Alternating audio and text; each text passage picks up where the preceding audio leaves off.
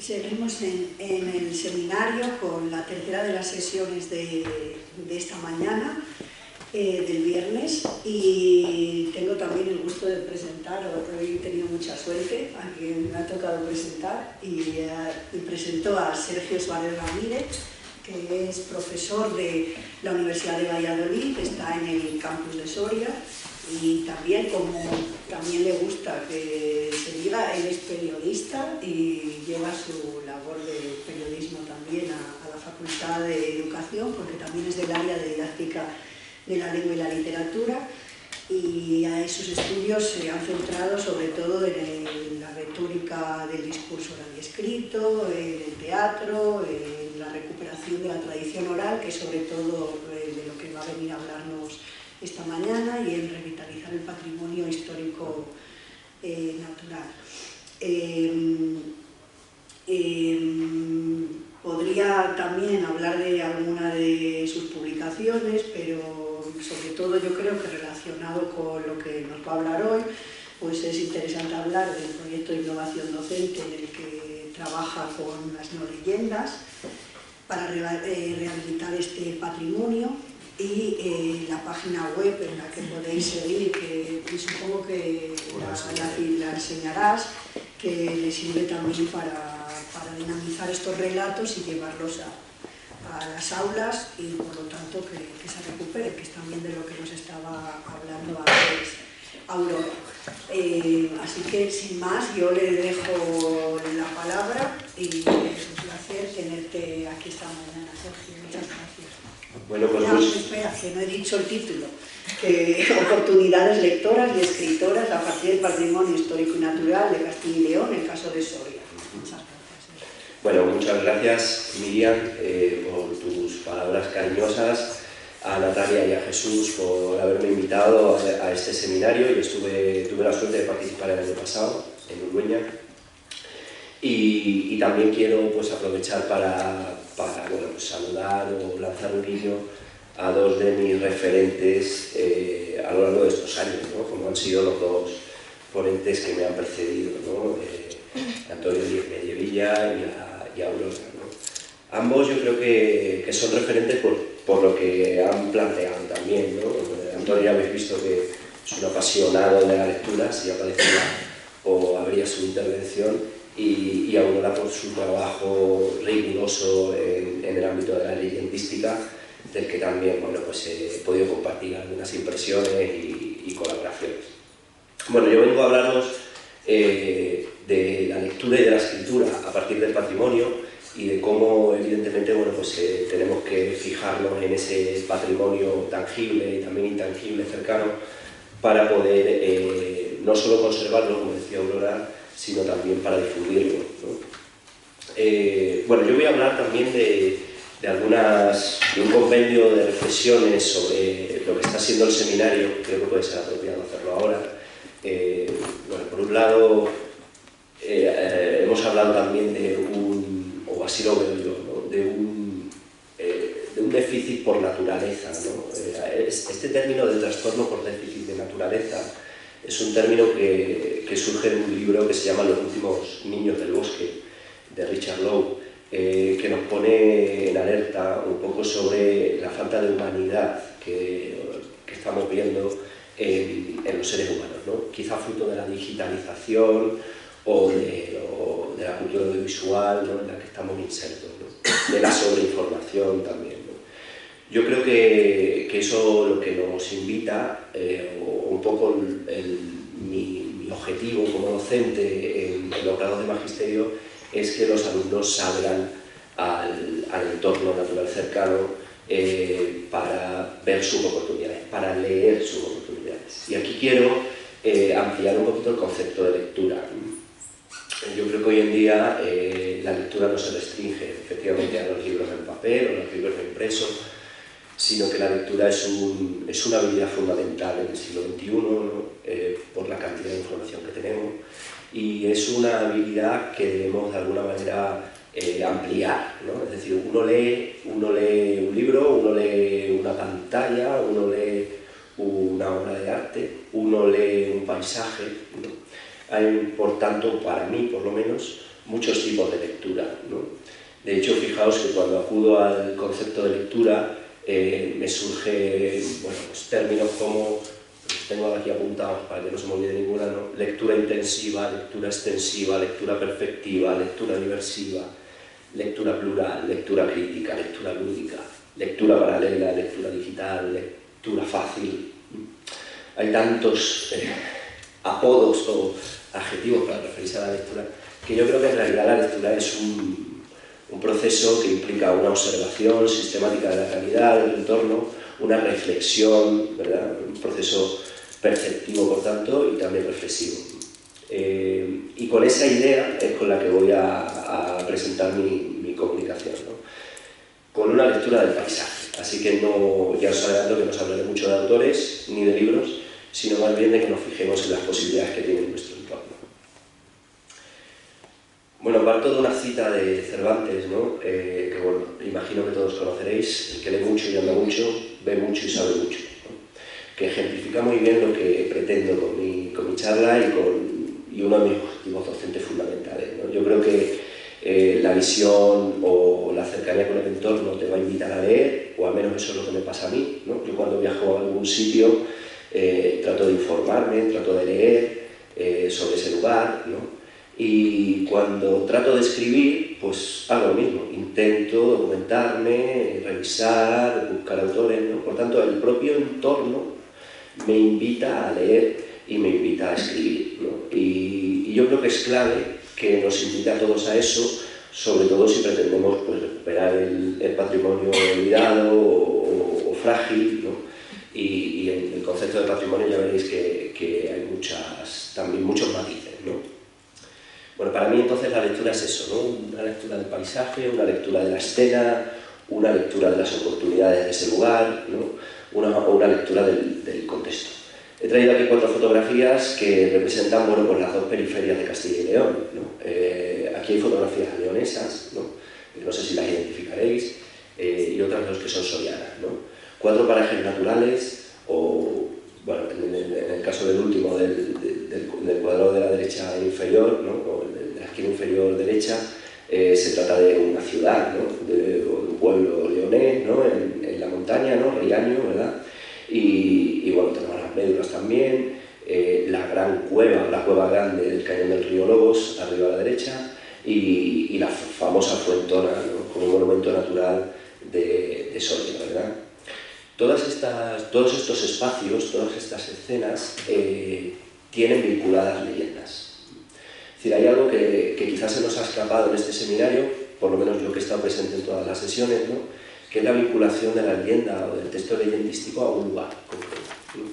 Sin el lugar pierde significado, ¿no? Bueno, yo creo que se ha sobredicho, ¿no? Pero no se ha dicho explícitamente, ¿no? Y la leyenda tiene esa particularidad, ¿no? Es decir, le da significado al lugar. Y entonces, bueno, pues a partir de ese lugar es donde podemos tener esa inquietud por descubrir, por leer, ¿no? Y por informarnos mucho más.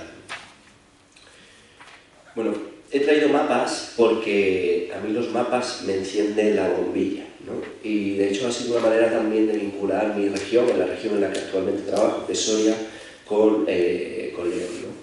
Descubrí este mapa por casualidad, el mapa sobre el río Duero, ¿no? Que curiosamente, fijaos, tiene una cierta semejanza o parecido con el territorio actual de Castilla y León.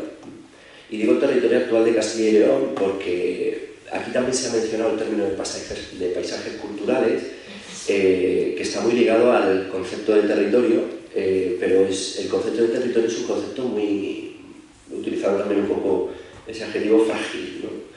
Frágil o indeterminado, ¿no? Porque en algunas épocas fue uno, en otras fue otro, ¿no?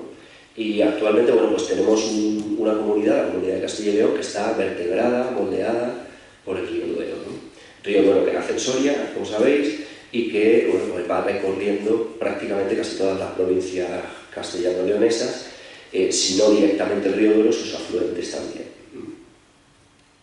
Pero claro, el mapa del territorio actual de Castilla y León difiere con otros territorios que hemos tenido a lo largo de la historia, ¿no? Se me ocurre el el más antiguo de todos ellos, ¿no? Cuando tenemos la presencia musulmana en la península, ¿no?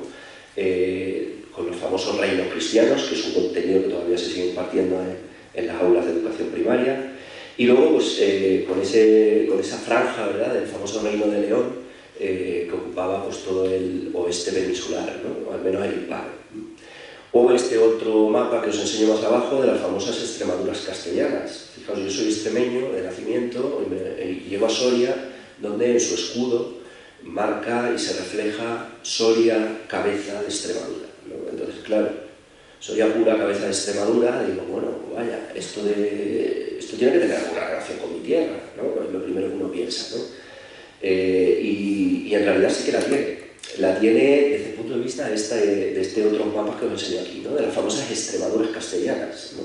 Las Extremaduras castellanas que iban desde, fijaos, desde prácticamente Teruel, o lindando con Cataluña, ¿no? Y bajando hasta la provincia de Badajoz, ¿no? Y claro, Soria era la cabeza de Extremadura, porque si cerramos un poquito los ojos, imaginamos, estamos lindando nuestra imaginación, pues la cabeza estaba en Soria, ¿no? Era la parte de arriba, ¿no? Superior de todas estas Extremaduras castellanas, ¿no? Por tanto, el territorio, tanto el actual como el antiguo, te da la oportunidad de leer también, ¿no? y de informarte sobre estas cuestiones que son anecdóticas, pero que desde luego te dan la posibilidad de rescatar tradiciones, leyendas, o de entender por qué hay tradiciones similares en un sitio u otro. Bueno, no voy a detenerme tampoco mucho en esta diapositiva, porque ya incluso me alegro que hayamos compartido, Aurora y yo, bueno, pues todo el tema de la Convención de la UNESCO y el significado del patrimonio, ¿no? El patrimonio es un concepto muy difícil de definir, aunque a mí me gusta definirlo sobre todo con ese legado, esa herencia, que también decía Aurora, ¿no?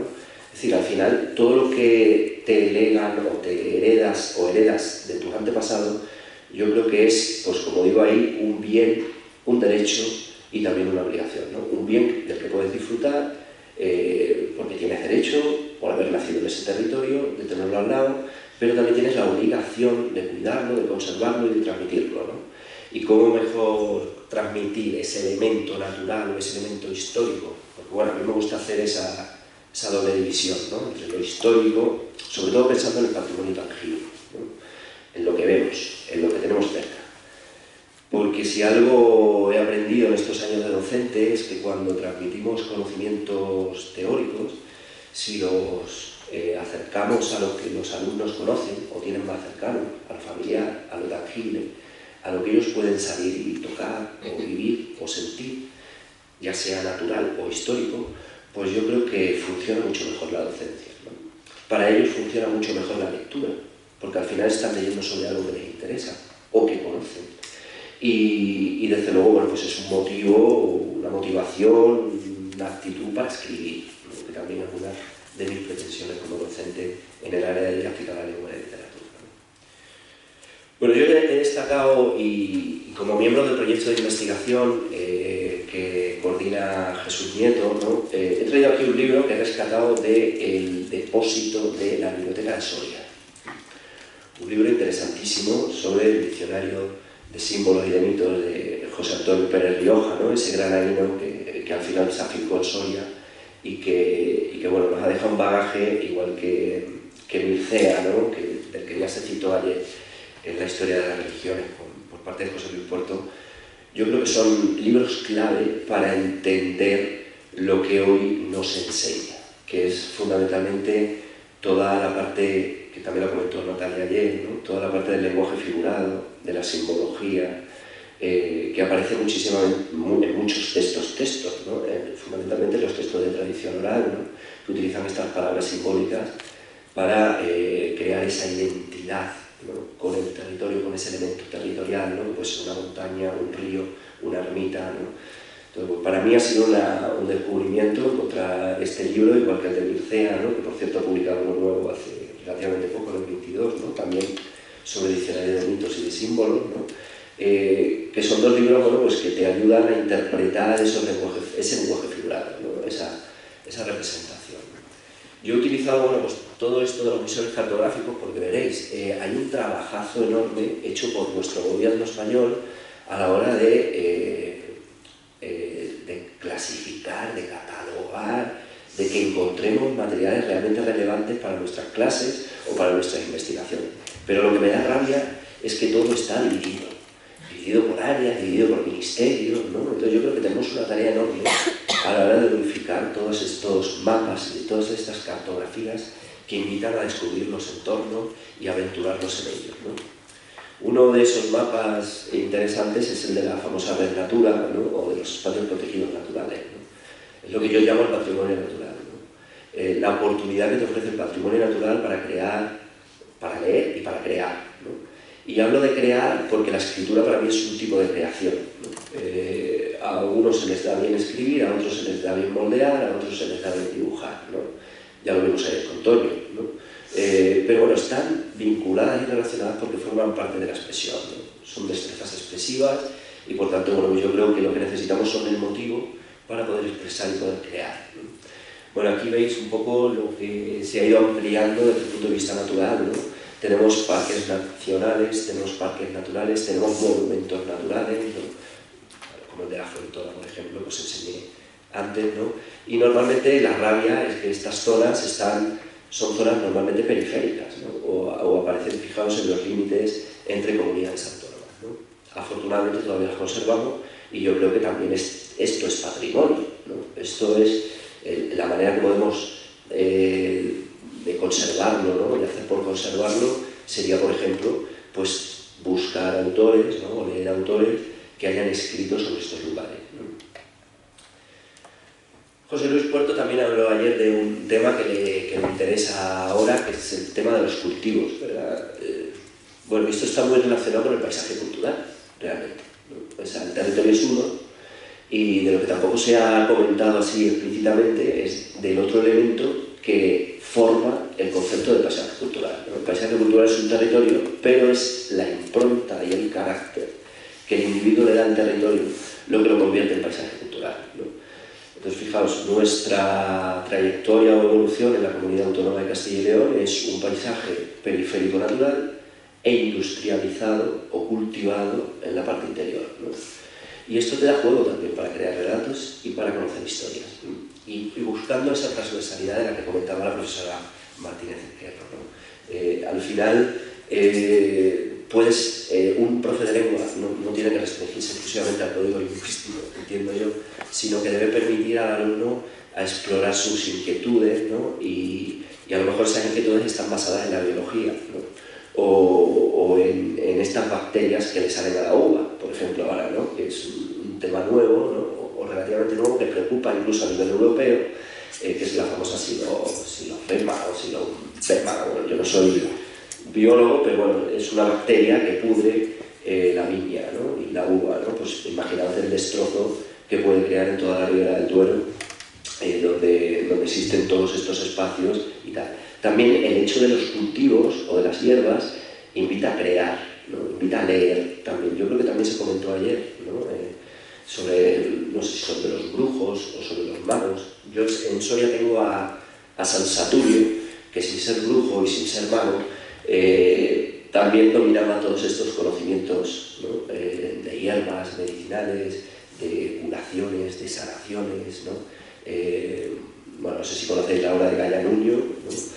del Saltero de San Saturio, que bueno, que en cualquier caso, bueno, pues ahonda un poco en todos estos conocimientos que son naturales. Es decir, no debemos centrarnos solo en los espacios naturales protegidos, sino también en los propios cultivos que nosotros, bueno, como seres humanos hemos ido adecuando a las necesidades de nuestro clima y a las necesidades de nuestros suelos.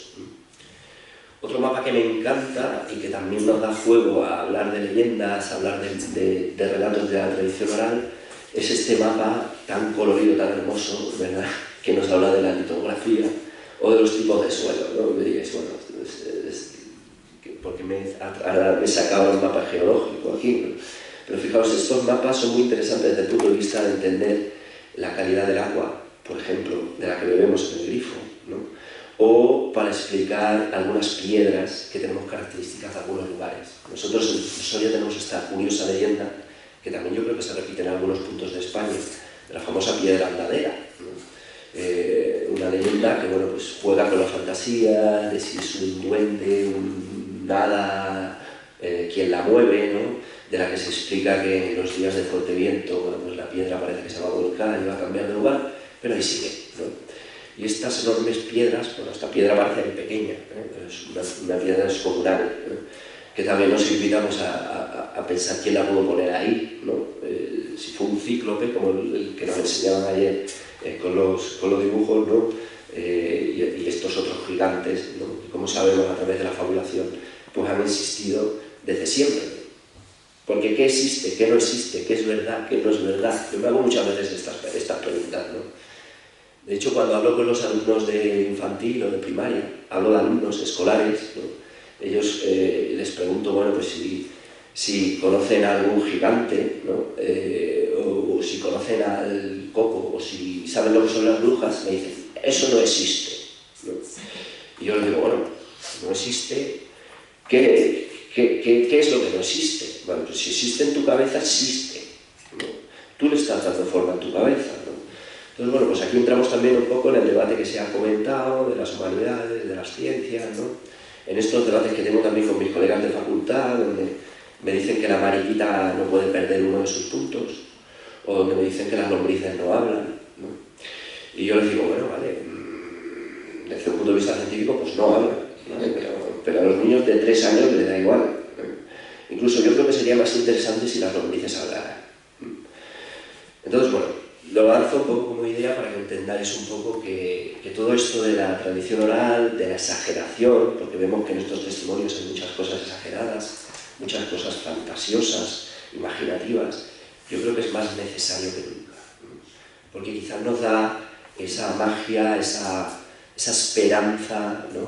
Esa ilusión, porque aunque el mundo esté mal, ¿no? Y tengamos muchísimos problemas, bueno, pues podemos ver las oportunidades. Y las oportunidades están ahí, están en estos relatos de tradición oral, ¿no? Donde la leyenda, bueno, juega un papel fundamental. Bueno, os enseño más mapas de visores cartográficos, mapas que se pueden ampliar, que se puede uno recrear en la localidad que quiera, ¿no? Estos son los ejes culturales, bueno, entenderéis qué los ejes son, ¿no? Porque esto yo creo que ya está muy manido, muy trabajado, ¿no? Pero nos estamos refiriendo a la Vía de la Plata, ¿no? Esa famosa vía de tesoros, ¿no? Y a ese famoso Camino de Santiago, ¿no? Que son los dos grandes ejes que vertebran la comunidad de Castilla y León. Uno de los mapas que más me interesa también destacaros y enseñaros es el de los famosos bienes de interés cultural, que es la manera en la que podríamos denominar a este patrimonio histórico tangible, cercano, que tenemos a nuestro alrededor y que en algunos casos necesita una urgente recuperación o una urgente conservación, y quizás así quizás se pueda hacer, como digo, o así lo hago yo, a través de fotografías, de una difusión en los sitios web, en un sitio web que os enseñaré al final, y también en la escritura de nuevos relatos, ¿no? Lo que yo he denominado neoleyendas, ¿no? Ayer se mencionaba también una posible neoleyenda con este fragmento que retransmitiste, bueno, que pusisteis con el Filandón, ¿verdad? Con la película del Filandón, ¿no? Sobre ese grajo, ¿no? O ese cura grajo, ¿no? Es curioso que esto de los grajos también sea una cosa, un símbolo muy característico de nuestra región, de Castilla y León, ¿no? De hecho, fijaos, yo tengo el Moncayo. El Moncayo, si tiras de la etimología, ¿no? Es un monte callus, ¿no? Un monte grajo, ¿no? Porque esto de callo viene de ahí, de grajo, ¿no? El monte de los grajos. Un monte que además, curiosamente, es el único que aparece ahí en el paisaje, ¿no? Tú miras para allá, miras para el este, por donde nace el sol, y solo te encuentras 3 picos, ¿no? Que son los 3 picos del Moncayo, que en la tradición oral se suele vincular con 3 gigantes dormidos. Bueno, en realidad es uno, ¿no? Que es el famoso Caco, ¿no? De la mitología griega, ¿no? Estos hermanos Caco y Caca, ¿no? Cuando yo pronuncio lo de Caca, bueno, pues todos los niños se echan a reír, pero en realidad existieron estos dos, bueno, existieron en nuestro imaginario popular, ¿no? Estos gigantes que robaban bueyes, ¿verdad? Y que fueron azotados o golpeados, bueno, en concreto Caco, por el famoso Hércules, ¿no? Y todos estos sucesos que bueno, pues, se ubican probablemente en otras regiones europeas, bueno, pues tienen la misma explicación, curiosamente, en una región como la soriana, ¿no? Para explicar que esa montaña nace ahí de la nada, ¿no? Solitaria, pero que evidentemente, bueno, pues tiene sus componentes territoriales, de cuevas, de leyendas relacionadas un poco con esos bueyes, ¿no? De presencia de bueyes en la zona, ¿no? Entonces, bueno, pues hay elementos que le confieren al relato tradicional esa veracidad que también nos justificaba ayer José Luis Puerto y que hoy pues, nos ha confirmado también Aurora, ¿no? Bueno, ahí aparece un listado de los posibles bienes de interés cultural para que cada vez que viajen, para que cada vez que paseen por el entorno natural se fijen en pues, esta serie de elementos históricos, ¿no? Un monumento, un castillo, un escudo, un mojón, ¿no? Como también decía José Luis ayer, ¿no? Un rollo de la justicia, un hórreo, ¿no? En fin, todos estos elementos que si nos acercamos, en este caso de Soria, ¿no?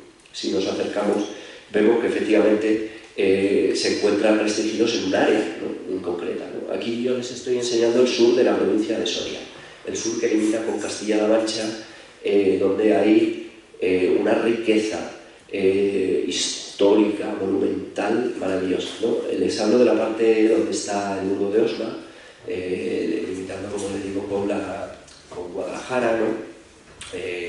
Donde encontramos, bueno, pues, desde sitios arqueológicos como Tiermes, ¿verdad?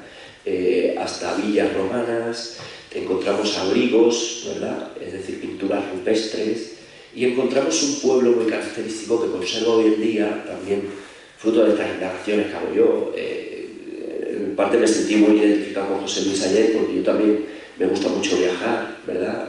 Acercarme, hablar con las personas de cada pueblo, ¿no? Preguntarles por leyendas, y curiosamente, de uno de mis primeros viajes en Soria, descubrí un pueblo que se llama Lumías, que me parece que tiene, no sé si son 10 habitantes, o sea, súper pequeño, ¿no?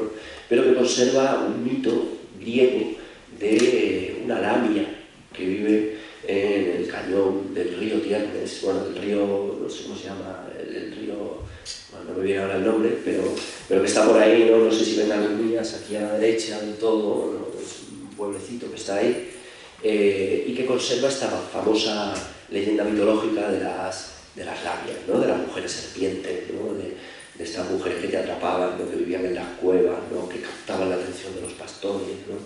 Y que de alguna manera pues, te invita, como veis, el propio paisaje, ¿no? Sería muy interesante. No he traído fotos de este paisaje de Lumías, ¿no? Pero es un paisaje de cañones, con muchas cuevas, ¿no? Pero ahí lo ven, ¿no? Con los abrigos que hay y con toda esa esencia, ¿no? También romana, que se encuentra en este lugar, ¿no? Lo que quiero decir es que al final en el paisaje encontramos grandes oportunidades, ¿no? Aquí he traído algunas fotografías de la provincia de Soria, que no sé si conocerán, pero que nos da una idea, una impresión del bagaje cultural que tenemos y que merecemos conservar, ¿no?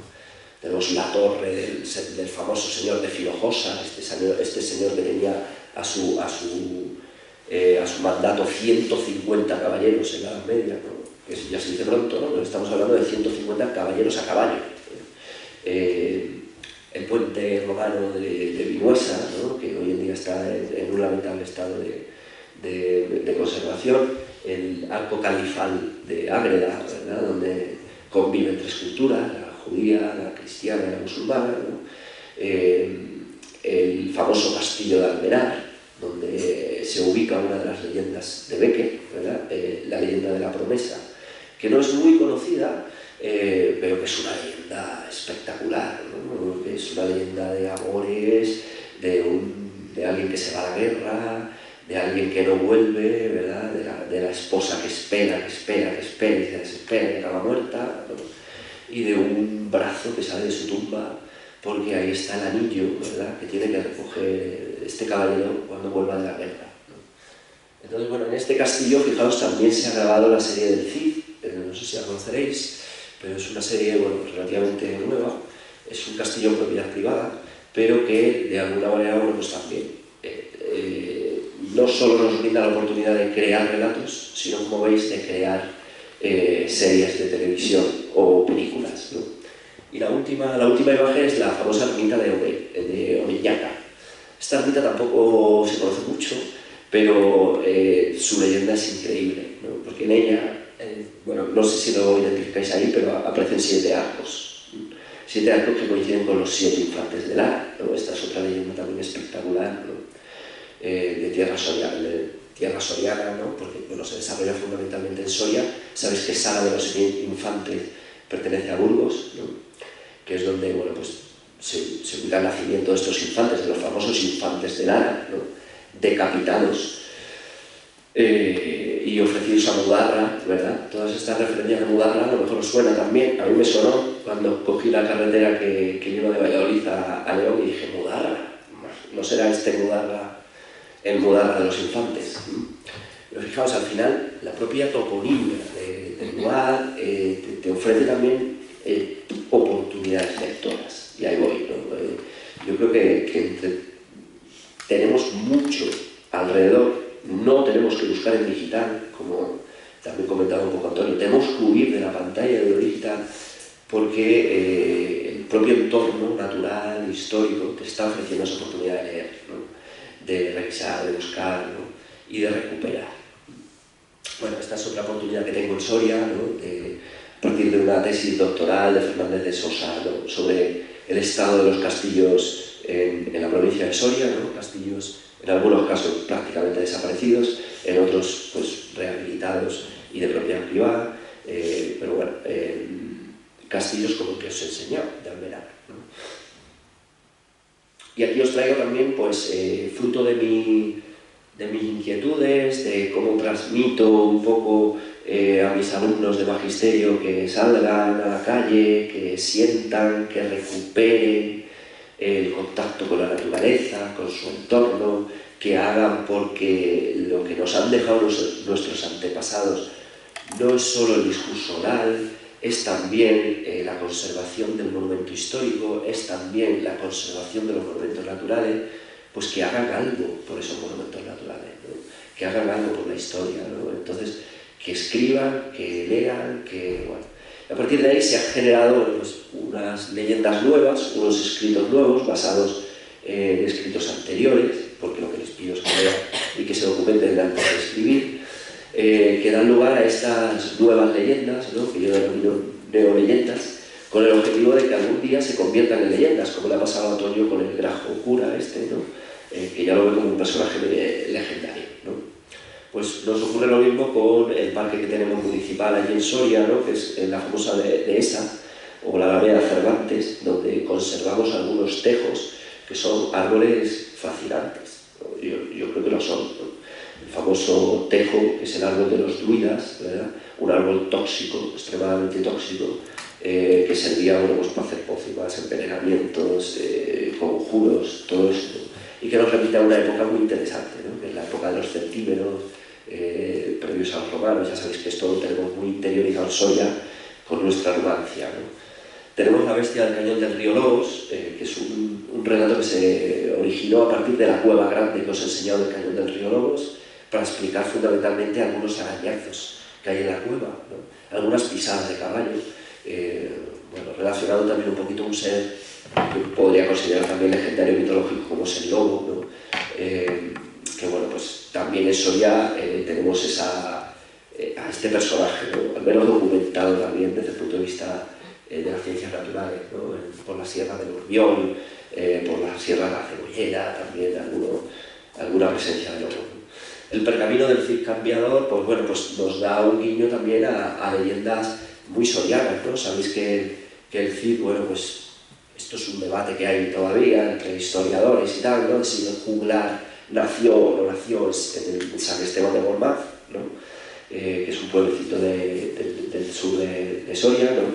Y el Cid Campeador, pues al final campó a sus anchas por toda Castilla, ¿no? Y Soria, bueno, pues evidentemente tuvo relevancia ahí, ¿no? El pergamino pues hace mención también a esa oportunidad de la caligrafía, ¿no? Ahora llamada lettering, ¿no? Que tan de moda está, ¿verdad? Y que que al final lo que nos está invitando es que a la escritura es una bella arte también, ¿no?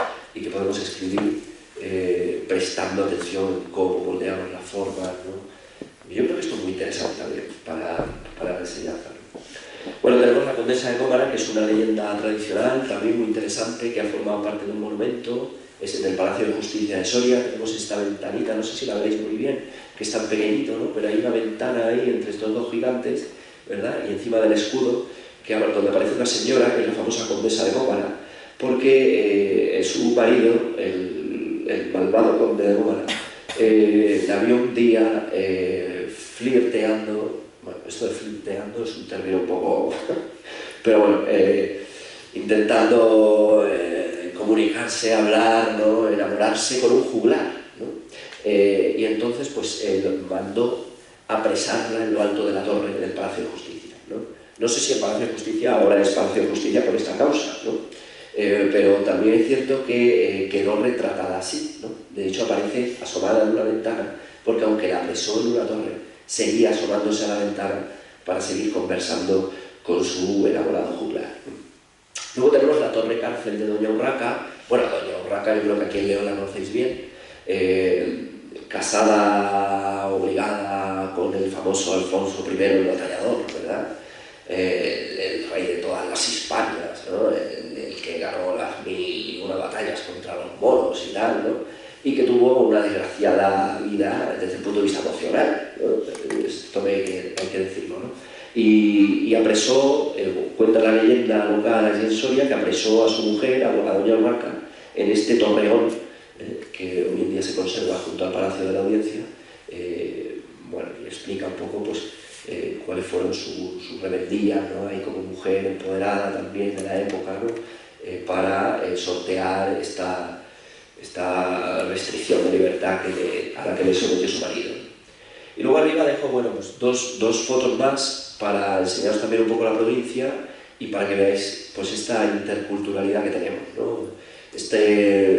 La ermita de San Baudelio, no sé si la conoceréis, ahí está evidentemente retocada, no la encuentras en este estado actualmente, ¿no? Pero que tiene unos motivos árabes e islámicos que son inconcebibles en medio de Castilla, ¿no? El que hay una palmera, un dromedario, bueno, pues esto llama muchísimo la atención, pero la leyenda cuenta que efectivamente pues, el que se encargaba de la ermita, ¿no? El cura de la época, ¿no? Pues mandó a 2 árabes a decorar el interior de la ermita y el resultado fue ese. Un testigo de este arte mozárabe, ¿no? Medio de la península. Y arriba dejo también para el debate algo que no le gustará probablemente a la doctora Martínez Kerro, el origen del castellano, ¿no? Que también es una cosa que a mí me fascina, ¿no? Bueno, ya sabéis que el origen del castellano se suele remitir a La Rioja, ¿verdad? A San Millán de Cogolla, pero aquí aparece un nuevo sitio que he encontrado yo en el País Vasco, ¿verdad? Que es Valpuesta, donde surge también la posibilidad de que el origen del castellano estuviera ahí, ¿no? Entonces, bueno, todo esto nace también de la propia inquietud de una alumna que, siendo riojana, se informó, valoró las diferentes posibilidades del origen del castellano y me anunció que en Valpuesta había alguna teoría que justificaba que el castellano nació en Valpuesta. Bueno, Valpuesta no sé si será País Vasco o Burgos, pero está justo en el límite con Álava, ¿no? Y ahí, bueno, pues creó una leyenda muy bonita sobre el ladrón de palabras, ¿no? que bueno, pues nos explica efectivamente todo eso, Burgos, ¿no? Sí. Bueno, más mapas que he encontrado. Qué pena que todos estos mapas no estén, como digo, o como he dicho, ¿no? Que estén todos ubicados en el mismo sitio web, ¿verdad? Y que aparezcan en 8000 sitios diferentes, tengas que rastrear.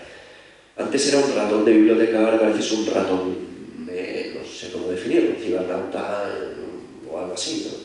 Que navegas y vas encontrando todos estos puzzles.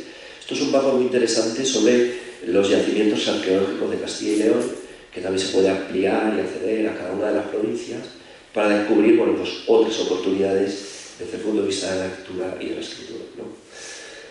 Y la lista roja, bueno, la lista roja es, para mí fue muy inspirador esta asociación. ¿Por qué quiero hablaros de esto? Para terminar también un poquito mi ponencia aquí, quiero hablaros de la lista roja porque fue inspiradora y sirve también un poquito para tejer todo esto, ¿no? O sea, muy importante que leamos, que escribamos, pero yo creo que sin la colaboración, sin el asociacionismo, sin las redes que nos dan la oportunidad, la sociedad globalizada en la que vivimos, yo creo que es muy importante que lo hagamos, ¿no? Esta asociación, la Asociación Hispana Nostra, lleva muchos años trabajando, poniendo el foco en aquel patrimonio natural o histórico que está en riesgo de desaparición, ¿no? Entonces, a través de fotografías emitidas muchas veces por los propios vecinos del lugar, ¿no? Que ponen o denuncian el estado de conservación de algún elemento patrimonial, pues ellos van poniendo el foco y han conseguido que algunos monumentos pues, hayan sido restaurados y también algunos elementos naturales, ¿no? Entonces, para mí fue súper inspirador porque dije, bueno, pues ya tenemos un punto de partida, ¿no? Es decir, si tenemos que elegir sobre qué leer o sobre qué escribir y lo vamos a hacer sobre algo cercano a nosotros, ¿por qué no lo hacemos sobre algo que está en peligro de extinción, ¿no? Bueno, pues utilizamos la Asociación Hispana Nostra pues para fijarnos, por ejemplo, en este tipo de elementos del paisaje soriano, ¿no? Como es este puente que antes os he enseñado así un poquito por encima, que actualmente cubre o está inundado por el embalse de la Cuerda del Pozo, que es el embalse, yo creo que es el primer embalse que se hace en el río Duero, que cubre, bueno, pues como ha pasado en otras regiones, ¿no? Hace desaparecer a pueblos, ¿no? Creo que el Riaño, de hecho, también desapareció en su origen, ¿no? Y se construyó muy nuevo. Bueno, estas redes colaborativas yo creo que es hacia donde vamos, ¿no? Es decir, hacia intentar encontrar, digamos, ¿cómo lo podría hacer? Acciones de emprendimiento en el mundo rural y en el mundo urbano, ¿no? Desde cada uno de los ámbitos de interés de cada uno de nosotros, pues es decir, el que es escultor, el que es pintor, pues escribe, pinta, ¿no? Esculpe, y tú a partir de ahí, bueno, pues lo ligas con tu relato, ¿no? Es decir, esta colaboración es fundamental, ¿no? Nosotros hasta ahora lo que estamos es, bueno, os enseñaré un poquito todo lo que llevamos trabajado, pero a la hora de buscar estas redes y estas empresas o asociaciones que nos puedan ayudar en esta tarea, pues ya sabéis que el mundo actual es un mundo donde, bueno, quizás se lea menos de forma reflexiva, pero se lee más de forma cuantitativa, ¿no? Es decir, bueno, ya lo ha dicho también Antonio, ¿no? Esta mañana, ¿no? En cuanto a que tenemos una sobreinformación, ¿no? a que la lectura sigue estando, ¿no? Y que quizás lo que tenemos es que intentar transformar o buscar fórmulas, ¿no? Porque ha cambiado ese paradigma de la comunicación. Bueno, pues en ese cambio de paradigma de la comunicación yo creo que es fundamental que los filólogos, maestros, bibliotecarios, pues pongamos el foco en estas empresas, ¿no? En las empresas o llamadas industrias culturales, ¿no? Dedicarse a la industria cultural, que realmente, si lo traducimos, son las empresas audiovisuales, es decir, las que ponen tanto audio como imágenes a lo que nosotros hemos leído, imaginado o transmitido, ¿no? Y yo creo que es fundamental, bueno, para que os fijéis un poco en cómo está el reparto en Castilla y León. Bueno, pues no es que tengamos muchas, pero aún así tenemos y deberíamos aprovecharlas mucho más, ¿no? De hecho, fijaos, también en la zona de Navarra, que también somos fronterizos en el caso de Soria, ¿no? Pues se han hecho cortos precisamente sobre personajes mitológicos como el que os he mencionado antes, de la Lamia, ¿no? Este corto de la Lamia, la leyenda, ¿no? También creo que ha sido premiado, lo podéis buscar en YouTube, ¿no? Pero ha sido premiado en algún concurso de cortos de la Comunidad de Navarra, ¿no? Y hay iniciativas como estas en las redes sociales, ¿no? Los picus verdaderos, por ejemplo, ¿no? Es una iniciativa de una escultora de Pinares, de la comarca de Pinares, en Soria, ¿no? Esta comarca que limita con Burgos, muy boscosa, muy frondosa, ¿verdad? Donde lo que ha hecho es recuperar las bellotas de los robles para crear con ellas personajes muy interesantes, ¿no? Que son los famosos picus, ¿no? Los picus se van de vacaciones, los picus hacen fotos, los picus viven en un sitio, ¿no? Pero claro, ella transmite las historias así, transmite las historias por fotos y por escultura. No hay texto detrás de estas historias, ¿no? Entonces, una de las oportunidades que tenemos en Soria en concreto es crear leyendas, crear relatos, ¿no? Semejantes a los relatos que nos han transmitido nuestros mayores por la tradición oral, pero en base a lo nuevo que tenemos hoy en día, que son estas singularidades, ¿no?, desde el punto de vista artístico. O esta otra, que no sé si conoceréis, que es el famoso bosque mágico de Fuente del Pino, ¿no? Esto también está en Pilares, en la zona de San Leonardo de Yagüe y Navalero, ¿no? En concreto pertenece al término municipal de San Leonardo de Yagüe, aquí esto surgió por una iniciativa familiar. Es decir, un papá y una mamá fueron al bosque y encontraron un hueco en el tronco del pino. ¿Y qué hicieron? Ponerle una puerta. Ponerle una puerta, ¿no? Y poner una etiqueta que decía: estoy buscando seta, en pequeñito. Gracias a esa oportunidad o a ese trabajo artesanal de crearle una puerta al hueco del pino, pues se fue creando el hábito o el rito, o llámalo como quieras, ¿no?, donde los papás y las mamás iban todos los fines de semana a contarles historias de duendes, de gnomos, de hadas a sus niños en este bosque mágico. Bueno, pues lo que empezó siendo un árbol, pues se ha convertido hoy en día en todo un bosque lleno de estos personajes diminutos: hadas, duendes, gnomos, ¿no? Entonces yo les invito a que vayan. Bueno, ya vale dinero incluso, empezó siendo gratis, ya cobran 2 euros por entrada, ¿no?, para que vean un poco cuál es el fenómeno, ¿no? Y a mí me da mucha rabia, y lo tenía que decir para quedarme yo a gusto, me da mucha rabia venir de un carnaval, ¿verdad?, donde veo y compruebo como mi hijo, no tengo un hijo de 4 años, como mi hijo se sigue vistiendo, disfrazando de Hulk, o de Spiderman, o de Batman, ¿no?, y no se disfraza o se viste de duende, de gnomo, de lamia, ¿no?, de sirena, en fin, no utilizan nuestros personajes, ¿no?, los personajes de los que hablábamos ayer, ¿no?, y de los que también nos ilustraba Toño, para poder de alguna manera pues crear esa identidad.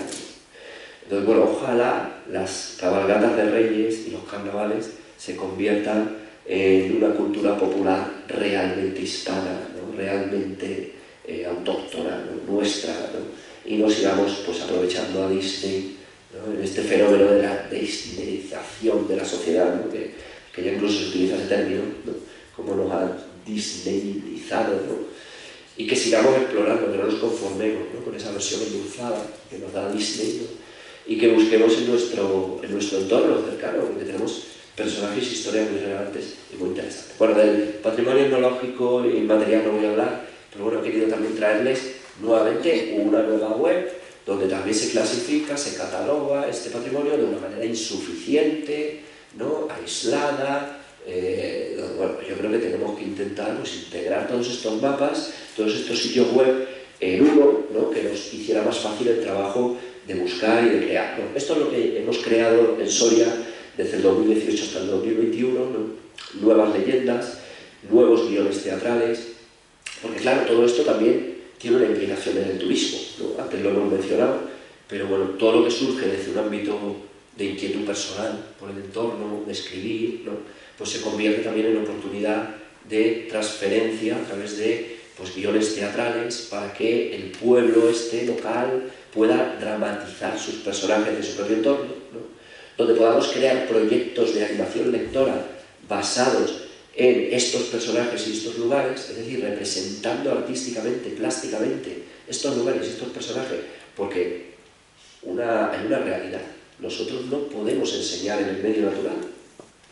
Me da rabia, me da rabia. Enseñamos en aulas como esta, donde evidentemente la motivación es cero, ¿no?, o hay muy poquita sugestión, ¿no? Entonces yo creo que los artefactos lectores, que yo los llamo así, ¿no?, porque son una especie de bombas, ¿verdad?, o ejercen ese fenómeno de bomba en el alumno, ¿no?, porque al final le motiva, lo ve como un juego, lo ve como algo lúdico. Bueno, pues te permite crear artefactos lectores, proyectos de animación lectora vinculados a estos relatos de tradición oral, ¿no? Y este es un poco el resultado que hemos tenido en un pueblo de Soria, ¿no?, a partir de relatos que hemos recuperado a partir del entorno, guiones teatrales que hemos realizado con los alumnos del magisterio y al final plasmado en rutas teatralizadas por la ciudad de Almazán, la villa de Almazán, ¿no?, que es una villa, bueno, pues importante desde el punto de vista histórico. Personajes que tenemos aquí, no sé si los reconocerán, bueno, imagino que no, pero el que está en el centro es Abderramán III, muy importante en la historia de España. No les voy a decir quién es para que lo busquen. Alfonso I el Batallador, a la izquierda, fundador de la Villa de Almazán. Ya les he hablado de él, ¿no? Casado con Urraca, ¿para qué? Para unificar España. De hecho, el mapa global de España, o si queremos empezar un poco con el tema de los catalanes, de los gallegos, no sé qué, pues sería conveniente irnos a esta Edad Media. Estoy hablando del año 1000, donde, bueno, pues efectivamente existen estos personajes que unen reinos cristianos, ¿no? El reino de Aragón con el reino de León, y Castilla, que está en el medio, pues también para adentro, ¿no? Tenemos aquí al del Concilio de Trento, a Diego Laínez, ¿no? Uno de los grandes de este Concilio de Trento, ¿no? Que bueno, pues nacido en Almazán, pues ¿por qué no lo vamos a recuperar? Lo vamos a traer al siglo XXI, ¿no? Tenemos también a una pastelera impaciente, personaje completamente ficticio, pero que nos pone el foco en un producto artesanal maravilloso, que son las famosas paciencias de Almazán. No sé si también aquí en León habrá paciencias, y las famosas yemas, ¿verdad?, que nos tronca con todo el tema de la pastelería, de la orfebrería, ¿no? Todo esto artesano que es muy interesante, ¿no?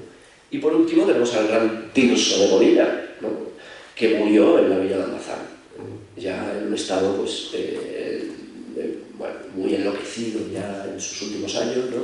Pero que, bueno, pues como ven, hemos creado 5 personajes a partir de las lecturas, ¿no?, a partir de la escritura, ¿no? ¿Y para qué? Pues para educar al mismo tiempo que tenemos una oferta turística. Bueno, estos son artefactos lectores que también hacemos, ¿no? Muñequitos que nos sirven para alumbrar el aula a partir de diferentes leyendas, que hemos ido recreando. Y bueno, pues nada, no quería tampoco insistirles más, pero bueno, algunas leyendas que, claro, la suerte que tenemos es que no tenemos alumnos exclusivamente de Soria. La suerte que tiene Soria es que al ser limítrofe, pues tenemos alumnos navarros, tenemos alumnos aragoneses, tenemos alumnos riojanos, tenemos alumnos de Valladolid, también de Burgos, ¿no? Y bueno, pues surgen estas inquietudes fruto del origen de donde vienen estos alumnos, de la procedencia, ¿no? Tuve algún alumno leonés que me habló del bichito de la catedral, ¿no? Y dijo, oye, pues qué interesante, oye, esta leyenda del bichito de la catedral, ¿no?